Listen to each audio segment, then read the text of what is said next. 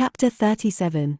The manor house of Ferndean was a building of considerable antiquity, moderate size, and no architectural pretensions, deep buried in a wood. I had heard of it before. Mr. Rochester often spoke of it, and sometimes went there. His father had purchased the estate for the sake of the game covers. He would have let the house, but could find no tenant, in consequence of its ineligible and insalubrious site. Ferndean then remained uninhabited and unfurnished, with the exception of some 2 or 3 rooms fitted up for the accommodation of the squire when he went there in the season to shoot. To this house I came just ere dark on an evening marked by the characteristics of sad sky, cold gale, and continued small penetrating rain. The last mile I performed on foot, having dismissed the chaise and driver with the double remuneration I had promised. Even when within a very short distance of the manor house, you could see nothing of it, so thick and dark grew the timber of the gloomy wood about it. Iron gates between granite pillars showed me where to enter, and passing through them, I found myself at once in the twilight of close rank trees. There was a grass-grown track descending the forest aisle between hoar and knotty shafts and under branched arches. I followed it, expecting soon to reach the dwelling, but it stretched on and on, it wound far and farther, no sign of habitation or grounds was visible. I thought I had taken a wrong direction and lost my way. The darkness of natural as well as of sylvan dusk gathered over me. I looked round in search of another road. There was none, all was interwoven stem, columnar trunk, dense summer foliage, no opening anywhere.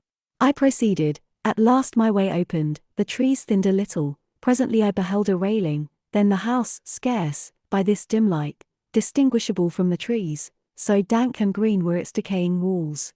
Entering a portal, fastened only by a latch, I stood amidst a space of enclosed ground, from which the woods swept away in a semicircle. There were no flowers, no garden beds, only a broad gravel walk girdling a grass plat, and this set in the heavy frame of the forest. The house presented 2 pointed gables in its front, the windows were latticed and narrow, the front door was narrow too, 1 step led up to it. The whole looked, as the host of the Rochester Arms had said, quite a desolate spot. It was as still as a church on a weekday. The pattering rain on the forest leaves was the only sound audible in its vicinage. "Can there be life here?" I asked. Yes, life of some kind there was, for I heard a movement, that narrow front door was unclosing, and some shape was about to issue from the grange. It opened slowly, a figure came out into the twilight and stood on the step, a man without a hat. He stretched forth his hand as if to feel whether it rained. Dusk as it was, I had recognized him. It was my master, Edward Fairfax Rochester, and no other. I stayed my step, almost my breath, and stood to watch him, to examine him, myself unseen, and alas, to him invisible. It was a sudden meeting, and one in which rapture was kept well in check by pain. I had no difficulty in restraining my voice from exclamation, my step from hasty advance. His form was of the same strong and stalwart contour as ever, his port was still erect, his hair was still raven black, nor were his features altered or sunk, not in 1 year's space, by any sorrow, could his athletic strength be quelled or his vigorous prime blighted. But in his countenance I saw a change, that looked desperate and brooding, that reminded me of some wronged and fettered wild beast or bird, dangerous to approach in his sullen woe. The caged eagle, whose gold-ringed eyes cruelty has extinguished, might look as looked that sightless Samson. And, reader, do you think I feared him in his blind ferocity? If you do, you little know me. A soft hope blent with my sorrow that soon I should dare to drop a kiss on that brow of rock, and on those lips so sternly sealed beneath it, but not yet. I would not accost him yet. He descended the 1 step, and advanced slowly and gropingly towards the grass plat. Where was his daring stride now? Then he paused, as if he knew not which way to turn. He lifted his hand and opened his eyelids, gazed blank, and with a straining effort, on the sky, and toward the amphitheatre of trees. One saw that all to him was void darkness. He stretched his right hand, the left arm, the mutilated one, he kept hidden in his bosom. He seemed to wish by touch to gain an idea of what lay around him. He met but vacancy still, for the trees were some yards off where he stood. He relinquished the endeavor, folded his arms, and stood quiet and mute in the rain, now falling fast on his uncovered head. At this moment John approached him from some quarter. "Will you take my arm, sir?" he said. "There is a heavy shower coming on. Had you not better go in?" "Let me alone," was the answer. John withdrew without having observed me. Mr. Rochester now tried to walk about, vainly, All was too uncertain. He groped his way back to the house, and, re-entering it, closed the door. I now drew near and knocked. John's wife opened for me. "Mary," I said, "how are you?" She started as if she had seen a ghost. I calmed her. To her hurried, "Is it really you, miss, come at this late hour to this lonely place?" I answered by taking her hand, and then I followed her into the kitchen, where John now sat by a good fire. I explained to them, in few words, that I had heard all which had happened since I left Thornfield, and that I was come to see Mr. Rochester. I asked John to go down to the Turnpike House, where I had dismissed the chaise, and bring my trunk, which I had left there, and then, while I removed my bonnet and shawl, I questioned Mary as to whether I could be accommodated at the manor house for the night, and finding that arrangements to that effect, though difficult, would not be impossible, I informed her I should stay. Just at this moment the parlour bell rang. "When you go in," said I, "tell your master that a person wishes to speak to him, but do not give my name." "I don't think he will see you," she answered, "he refuses everybody." When she returned, I inquired what he had said. "You are to send in your name and your business," she replied. She then proceeded to fill a glass with water, and place it on a tray, together with candles. "Is that what he ran for?" I asked. "Yes, he always has candles brought in at dark, though he is blind." "Give the tray to me, I will carry it in." I took it from her hand, she pointed me out the parlour door. The tray shook as I held it, the water spilt from the glass, my heart struck my ribs loud and fast. Mary opened the door for me, and shut it behind me. This parlour looked gloomy, a neglected handful of fire burnt low in the grate, and, leaning over it, with his head supported against the high, old-fashioned mantelpiece, appeared the blind tenant of the room. His old dog, Pilot, lay on one side, removed out of the way, and coiled up as if afraid of being inadvertently trodden upon. Pilot pricked up his ears when I came in, then he jumped up with a yelp and a whine, and bounded towards me. He almost knocked the tray from my hands. I set it on the table, then patted him, and said softly, "Lie down." Mr. Rochester turned mechanically to see what the commotion was, but as he saw nothing, he returned and sighed. "Give me the water, Mary," he said. I approached him with the now only half-filled glass. Pilot followed me, still excited.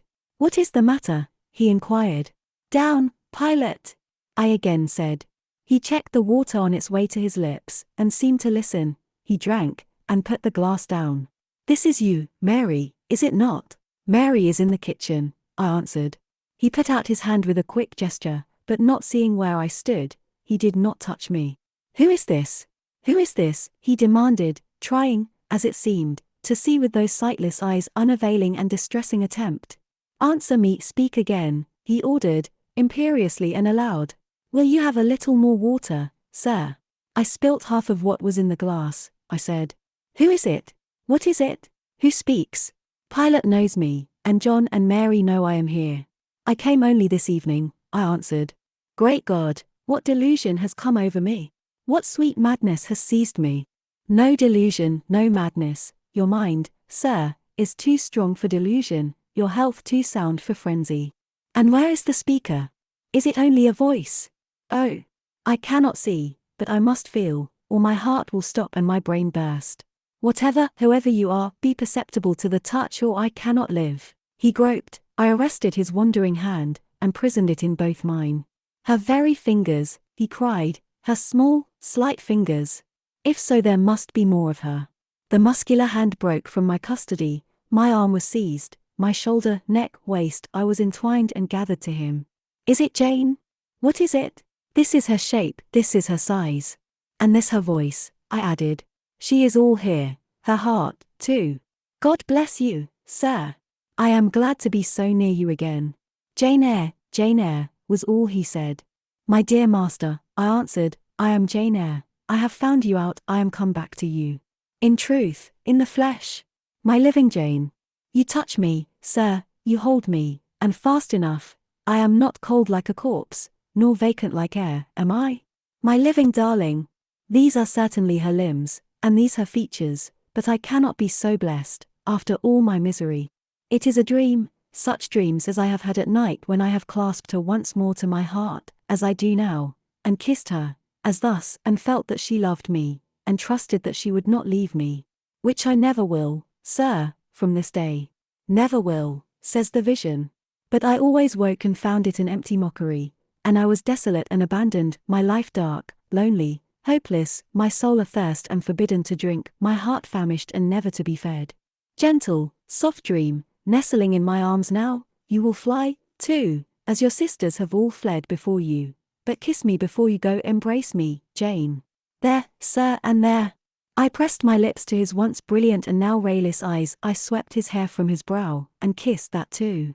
He suddenly seemed to arouse himself, the conviction of the reality of all this seized him. It is you, is it, Jane? You are come back to me then? I am. And you do not lie dead in some ditch under some stream? And you are not a pining outcast amongst strangers? No, sir. I am an independent woman now. Independent? What do you mean, Jane? My uncle in Madeira is dead, and he left me £5,000. Ah!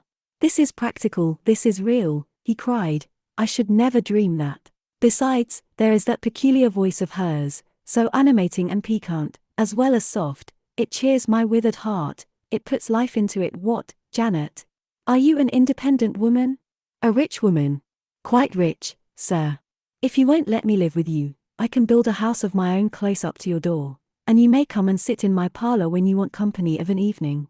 But as you are rich, Jane, you have now, no doubt, friends who will look after you, and not suffer you to devote yourself to a blind lame cur like me. I told you I am independent, sir, as well as rich. I am my own mistress. And you will stay with me?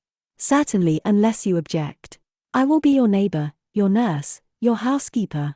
I find you lonely, I will be your companion, to read to you, to walk with you, to sit with you, to wait on you, to be eyes and hands to you. Cease to look so melancholy, my dear master, you shall not be left desolate, so long as I live. He replied not, he seemed serious, abstracted, he sighed, he half opened his lips as if to speak, he closed them again. I felt a little embarrassed. Perhaps I had too rashly overleaped conventionalities, and he, like St. John, saw impropriety in my inconsiderateness. I had indeed made my proposal from the idea that he wished and would ask me to be his wife, an expectation, not the less certain because unexpressed, had buoyed me up, that he would claim me at once as his own.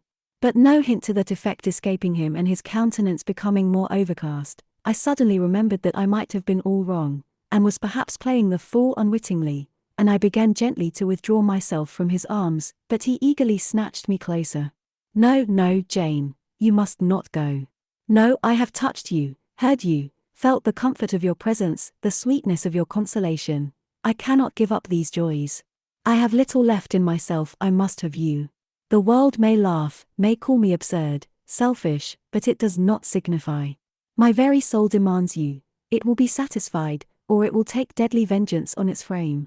Well, sir, I will stay with you, I have said so. Yes, but you understand one thing by staying with me, and I understand another. You, perhaps, could make up your mind to be about my hand and chair, to wait on me as a kind little nurse, for you have an affectionate heart and a generous spirit, which prompt you to make sacrifices for those you pity, and that ought to suffice for me, no doubt. I suppose I should now entertain none but fatherly feelings for you. Do you think so? Come, tell me. I will think what you like, sir. I am content to be only your nurse, if you think it better. But you cannot always be my nurse, Janet. You are young, you must marry one day. I don't care about being married. You should care, Janet. If I were what I once was, I would try to make you care, but a sightless block. He relapsed again into gloom. I, on the contrary, became more cheerful, and took fresh courage. These last words gave me an insight as to where the difficulty lay, and as it was no difficulty with me, I felt quite relieved from my previous embarrassment. I resumed a livelier vein of conversation. It is time someone undertook to rehumanize you, said I, parting his thick and long uncut locks, for I see you are being metamorphosed into a lion, or something of that sort. You have a faux air of Nebuchadnezzar in the fields about you, that is certain. Your hair reminds me of eagle's feathers, whether your nails are grown like bird's claws or not, I have not yet noticed. On this arm, I have neither hand nor nails, he said, drawing the mutilated limb from his breast, and showing it to me. It is a mere stump, a ghastly sight. Don't you think so, Jane? It is a pity to see it, and a pity to see your eyes, and the scar of fire on your forehead, and the worst of it is, One is in danger of loving you too well for all this, and making too much of you. I thought you would be revolted, Jane, when you saw my arm, and my cicatrized visage. Did you? Don't tell me so, lest I should say something disparaging to your judgment. Now, let me leave you an instant, to make a better fire, and have the hearth swept up. Can you tell when there is a good fire? Yes, with the right eye I see a glow, a ruddy haze. And you see the candles? Very dimly, each is a luminous cloud. Can you see me? No, my fairy, but I am only too thankful to hear and feel you. When do you take supper? I never take supper. But you shall have some tonight. I am hungry, so are you, I dare say, only you forget. Summoning Mary, I soon had the room in more cheerful order. I had prepared him, likewise, a comfortable repast. My spirits were excited, and with pleasure and ease I talked to him during supper, and for a long time after. There was no harassing restraint, no repressing of glee and vivacity with him, for with him I was at perfect ease, because I knew I suited him. All I said or did seemed either to console or revive him. Delightful consciousness. It brought to life and light my whole nature. In his presence I thoroughly lived, and he lived in mine. Blind as he was, smiles played over his face, joy dawned on his forehead, his lineaments softened and warmed. After supper, he began to ask me many questions, of where I had been, what I had been doing, how I had found him out, but I gave him only very partial replies. It was too late to enter into particulars that night. Besides, I wished to touch no deep thrilling chord, to open no fresh well of emotion in his heart. My sole present aim was to cheer him. Cheered, as I have said, he was, and yet but by fits. If a moment's silence broke the conversation, he would turn restless, touch me, then say, Jane. You are altogether a human being, Jane. You are certain of that? I conscientiously believe so, Mr. Rochester. Yet how, on this dark and doleful evening, could you so suddenly rise on my lone hearth? I stretched my hand to take a glass of water from a hireling, and it was given me by you. I asked a question, expecting John's wife to answer me, and your voice spoke at my ear. Because I had come in Mary's stead, with the tray. And there is enchantment in the very hour I am now spending with you. Who can tell what a dark, dreary, hopeless life I have dragged on for months past? Doing nothing, expecting nothing, merging night in day, feeling but the sensation of cold when I let the fire go out, of hunger when I forgot to eat, and then a ceaseless sorrow, and, at times, a very delirium of desire to behold my Jane again.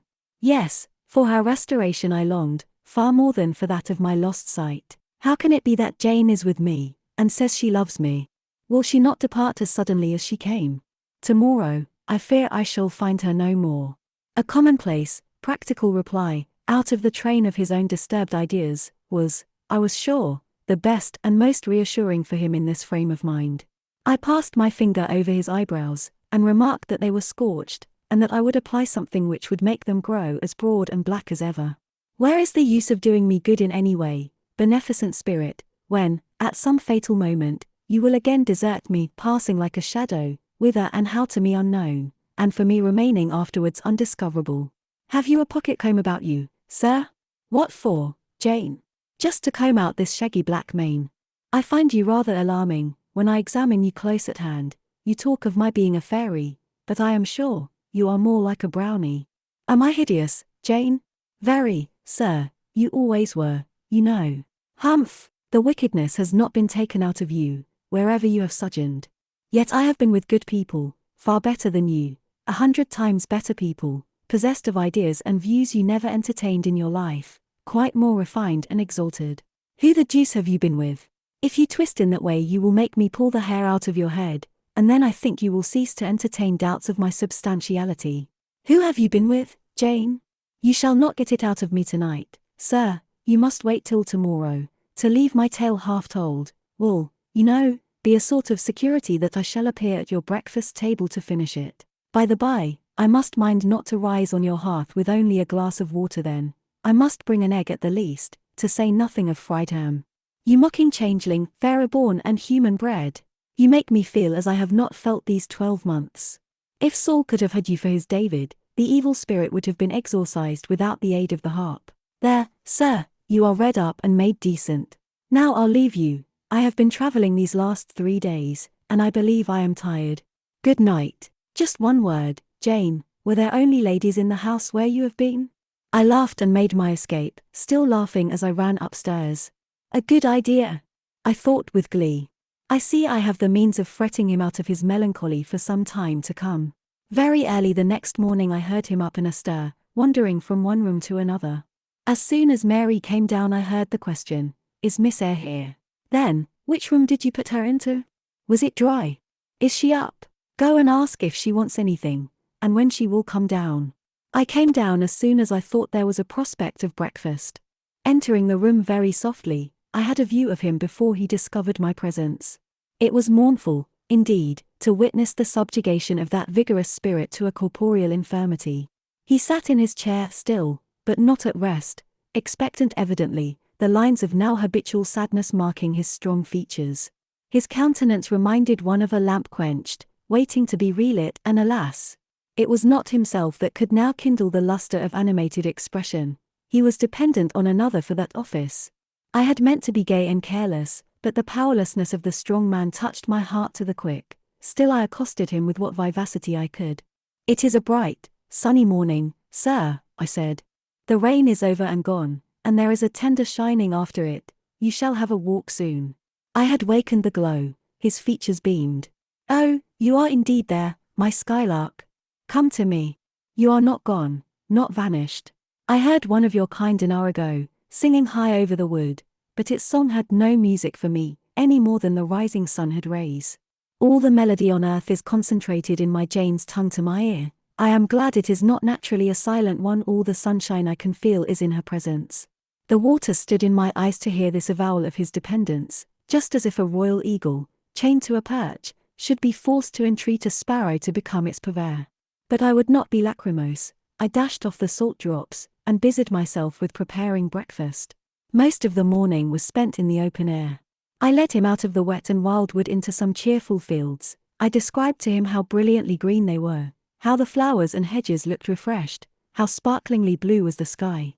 I sought a seat for him in a hidden and lovely spot, a dry stump of a tree, nor did I refuse to let him, when seated, place me on his knee. Why should I, when both he and I were happier near than apart? Pilot lay beside us. All was quiet. He broke out suddenly while clasping me in his arms. "Cruel, cruel deserter! Oh, Jane, what did I feel when I discovered you had fled from Thornfield, and when I could nowhere find you, and, after examining your apartment, ascertained that you had taken no money, nor anything which could serve as an equivalent. A pearl necklace I had given you lay untouched in its little casket. Your trunks were left corded and locked as they had been prepared for the bridal tour. What could my darling do?" I asked, "left destitute and penniless." "And what did she do? Let me hear now." Thus urged, I began the narrative of my experience for the last year. I softened considerably what related to the 3 days of wandering and starvation, because to have told him all would have been to inflict unnecessary pain. The little I did say lacerated his faithful heart deeper than I wished. "I should not have left him thus," he said, "without any means of making my way. I should have told him my intention. I should have confided in him. He would never have forced me to be his mistress." Violent as he had seemed in his despair, he, in truth, loved me far too well and too tenderly to constitute himself my tyrant. He would have given me half his fortune, without demanding so much as a kiss in return, rather than I should have flung myself friendless on the wide world. I had endured, he was certain, more than I had confessed to him. "Well, whatever my sufferings had been, they were very short," I answered, and then I proceeded to tell him how I had been received at Moor House, how I had obtained the office of schoolmistress, and the accession of fortune, the discovery of my relations, followed in due order. Of course, St. John Rivers' name came in frequently in the progress of my tale. When I had done, that name was immediately taken up. "This St. John, then, is your cousin?" "Yes. You have spoken of him often. Do you like him?" "He was a very good man, sir. I could not help liking him." "A good man. Does that mean a respectable, well-conducted man of 50? Or what does it mean?" "St. John was only 29, sir. Jeune encore, as the French say." "Is he a person of low stature, phlegmatic, and plain?" "A person whose goodness consists rather in his guiltlessness of vice, than in his prowess in virtue. He is untiringly active. Great and exalted deeds are what he lives to perform. But his brain? That is probably rather soft. He means well, But you shrug your shoulders to hear him talk.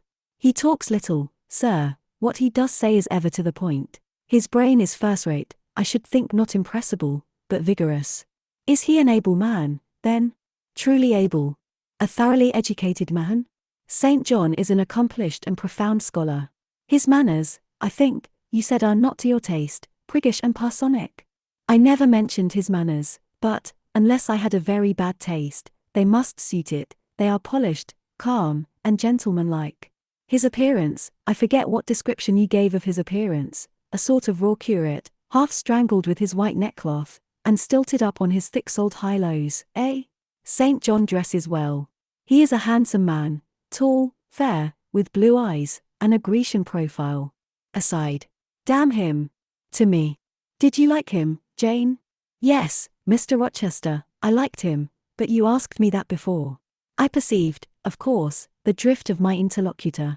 Jealousy had got hold of him, she stung him, but the sting was salutary, it gave him respite from the gnawing fang of melancholy. I would not, therefore, immediately charm the snake. Perhaps you would rather not sit any longer on my knee, Miss Eyre, was the next somewhat unexpected observation. Why not, Mr. Rochester? The picture you have just drawn is suggestive of a rather too overwhelming contrast. Your words have delineated very prettily a graceful Apollo. He is present to your imagination, tall, fair, blue-eyed, and with a Grecian profile. Your eyes dwell on a Vulcan, a real blacksmith, brown, broad-shouldered, and blind and lame into the bargain. I never thought of it before, but you certainly are rather like Vulcan, sir. Well, you can leave me, ma'am, but before you go, and he retained me by a firmer grasp than ever, you will be pleased just to answer me a question or two. He paused. What questions, Mr. Rochester? Then followed this cross-examination. St. John made you schoolmistress of Morton before he knew you were his cousin. Yes. You would often see him. He would visit the school sometimes. Daily. He would approve of your plans, Jane. I know they would be clever, for you are a talented creature. He approved of them, yes. He would discover many things in you he could not have expected to find. Some of your accomplishments are not ordinary. I don't know about that. You had a little cottage near the school, you say. Did he ever come there to see you? Now and then? Of an evening? Once or twice? A pause. How long did you reside with him and his sisters after the cousinship was discovered? 5 months. Did Rivers spend much time with the ladies of his family? Yes, the back parlour was both his study and ours. He sat near the window, and we by the table. Did he study much? A good deal. What? Hindustani. And what did you do meantime? I learnt German, at first. Did he teach you? He did not understand German. Did he teach you nothing? A little Hindustani. Rivers taught you Hindustani? Yes, sir. And his sisters also? No. Only you? Only me. Did you ask to learn? No. He wished to teach you? Yes. A second pause. Why did he wish it? Of what use could Hindustani be to you? He intended me to go with him to India. Ah, here I reach the root of the matter. He wanted you to marry him. He asked me to marry him.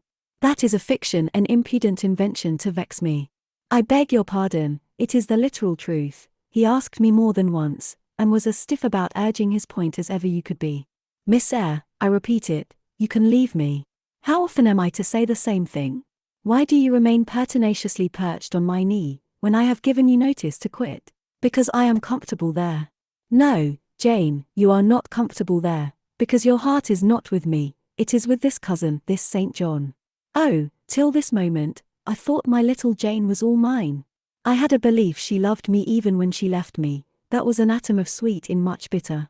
Long as we have been parted, hot tears as I have wept over our separation, I never thought that while I was mourning her, she was loving another. But it is useless grieving. Jane, leave me, go and marry Rivers. Shake me off, then, sir, push me away, for I'll not leave you of my own accord. Jane, I ever like your tone of voice, it still renews hope, it sounds so truthful. When I hear it, it carries me back a year. I forget that you have formed a new tie. But I am not a fool, go. Where must I go, sir? Your own way, with the husband you have chosen.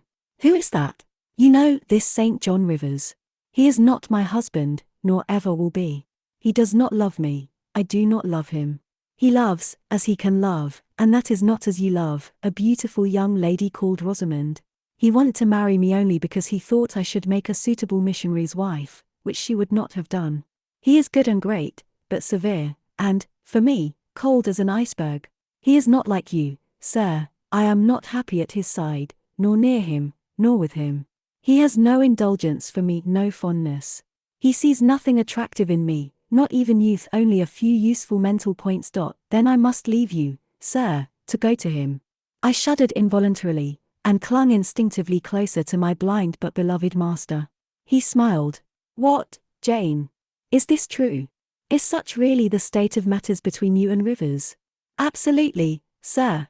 Oh, you need not be jealous. I wanted to tease you a little to make you less sad. I thought anger would be better than grief. But if you wish me to love you, could you but see how much I do love you, you would be proud and content. All my heart is yours, sir, it belongs to you, and with you it would remain, were fate to exile the rest of me from your presence forever. Again, as he kissed me, painful thoughts darkened his aspect. My seared vision, my crippled strength, he murmured regretfully. I caressed, in order to soothe him. I knew of what he was thinking, and wanted to speak for him, but dared not. As he turned aside his face a minute, I saw a tear slide from under the sealed eyelid, and trickle down the manly cheek. My heart swelled. I am no better than the old lightning-struck chestnut tree in Thornfield Orchard, he remarked ere long. And what right would that ruin have to bid a budding woodbine cover its decay with freshness? You are no ruin, sir, no lightning-struck tree. You are green and vigorous. Plants will grow about your roots, whether you ask them or not, because they take delight in your bountiful shadow, and as they grow they will lean towards you, and wind round you, because your strength offers them so safe a prop. Again he smiled. I gave him comfort. You speak of friends, Jane, he asked. Yes, of friends, I answered rather hesitatingly, for I knew I meant more than friends, but could not tell what other word to employ. He helped me. Ah, Jane. But I want a wife. Do you, sir? Yes, is it news to you? Of course, you said nothing about it before. Is it unwelcome news? That depends on circumstances, sir, on your choice. Which you shall make for me, Jane. I will abide by your decision. Choose then, sir, her who loves you best. I will at least choose her I love best. Jane, will you marry me? Yes, sir. A poor blind man, whom you will have to lead about by the hand? Yes, sir. A crippled man, 20 years older than you, whom you will have to wait on? Yes, sir. Truly, Jane? Most truly, sir. Oh, my darling. God bless you and reward you. Mr. Rochester, if ever I did a good deed in my life, if ever I thought a good thought, if ever I prayed a sincere and blameless prayer, if ever I wished a righteous wish, I am rewarded now. To be your wife is, for me, to be as happy as I can be on earth. Because you delight in sacrifice. Sacrifice. What do I sacrifice? Famine for food, expectation for content. To be privileged to put my arms round what I value, to press my lips to what I love, to repose on what I trust, is that to make a sacrifice? If so, then certainly I delight in sacrifice. And to bear with my infirmities, Jane, to overlook my deficiencies. Which are none, sir, to me.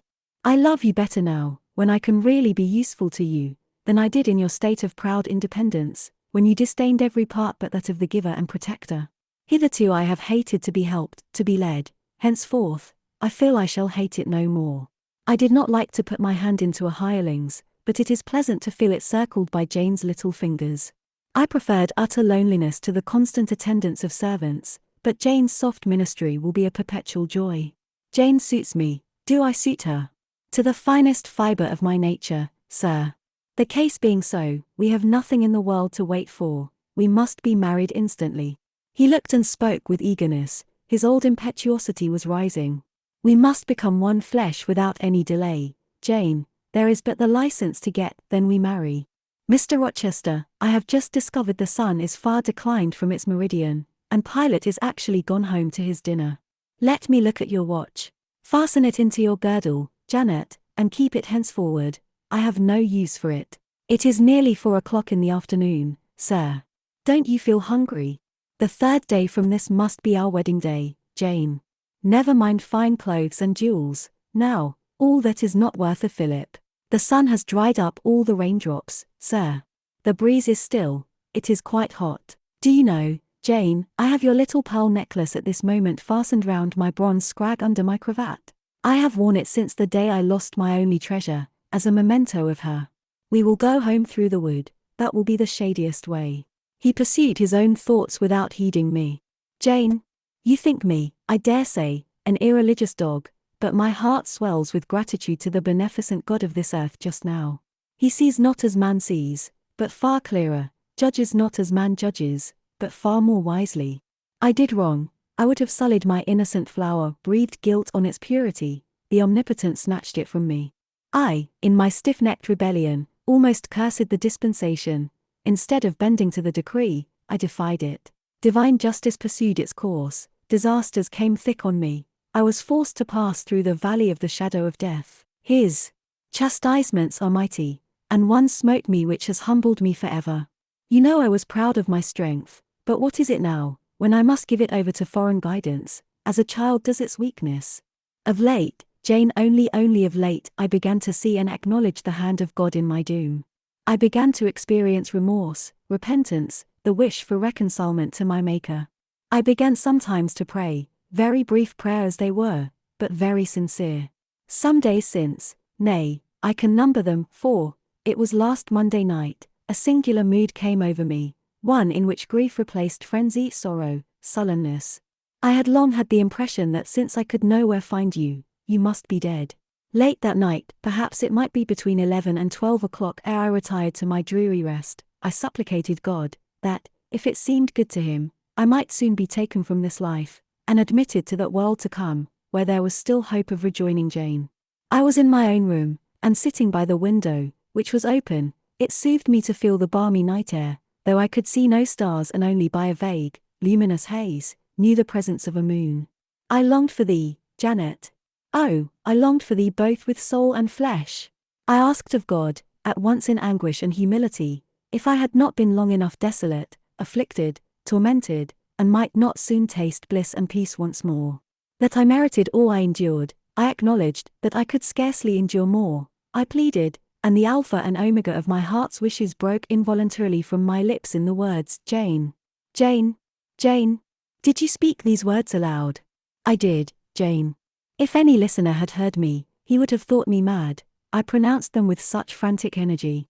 And it was last Monday night, somewhere near midnight? Yes, but the time is of no consequence, what followed is the strange point. You will think me superstitious, some superstition I have in my blood, and always had.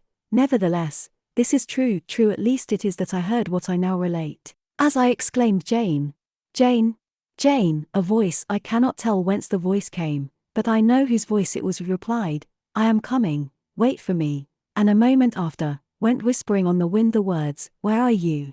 I'll tell you, if I can, the idea, the picture these words open to my mind, yet it is difficult to express what I want to express. Fandine is buried, as you see, in a heavy wood, where sound falls dull, and dies unreverberating.